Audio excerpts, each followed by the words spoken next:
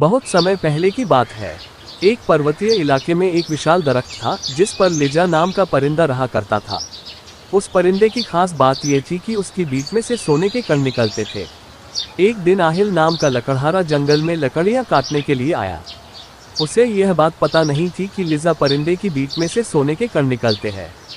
जब वह विशाल दरख्त के पास से गुजरा तो उसने लिजा परिंदे को देखा जो बहुत ही खूबसूरत था। आहिल ने अपने आप से कहा, यह परिंदा कितना खूबसूरत है, पर मैं इसको नहीं पकड़ूंगा।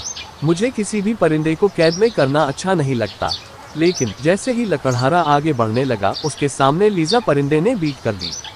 सोने के बीट देखते ही आहिल लकड़हारा के मन में लालच आ गया और जाल डालकर उसने लिजा परिंदे को पकड़ लिया। घर आकर उसने उसे एक पिंजरे में बंद कर दिया। लेकिन पूरी रात वह सो नहीं पाया।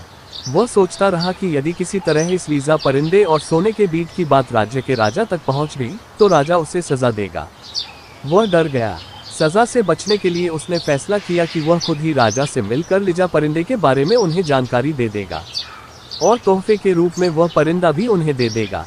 अगले ही दिन वह राजा से मिलने राज दरबार पहुंच गया। वहां उसने लिजा परिंदे के बारे में राजा को सब कुछ बता दिया। पूरी बात जानकर राजा ने अपने सेवकों को हुक्म दिया कि वे लिजा परिंदे को लकड़हारे से ले ले और उसका खास ध्यान रखें। सेवकों ने वैसा ही किया। उस वक्त दरबार में राजा का मंत्री भी मौजूद था और ये सारा मामला देख रहा था। उसे आहिल लकड़हारे की बातें बेवकूफ़ी भरी लगी। उसने राजा को सलाह दी कि ऐसी फालतू बातों पर यकीन ना करे। जनता को पता चलेगा तो वह आपका मजाक बनाएंगे, इसलिए लकड़हारे की बातों में ना आए। राजा ने मंत्री की सलाह मान ली और सेवकों को हुक्म दिया कि लिजा परिंदे को आज़ाद कर दिया जाए। सेवकों ने हुक्म का पालन करते हुए लिजा परिंदे को छोड़ दिया।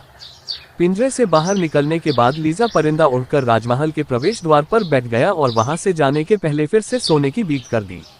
जाने से पहले लिजा परिंदे ने कहा, सबसे पहला मूर्ख मैं था जिसने आहिल लकड़हारे के सामने बीट करके अपनी मूर्खता का परिचय दिया।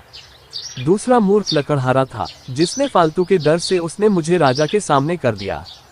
उसके बाद राजा और मंत्री तो बेवकूफ़ों के सरदार निकले जिन्होंने लकड़हारे की बात पर यकीन नहीं किया और मुझे बिना जांचे ऐसे ही छोड़ दिया।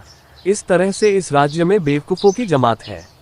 मैं एक चमत्कारी परिंदा हूँ और अब मैं तुम्हारे हाथ नहीं आने वाला। मैं तो चला।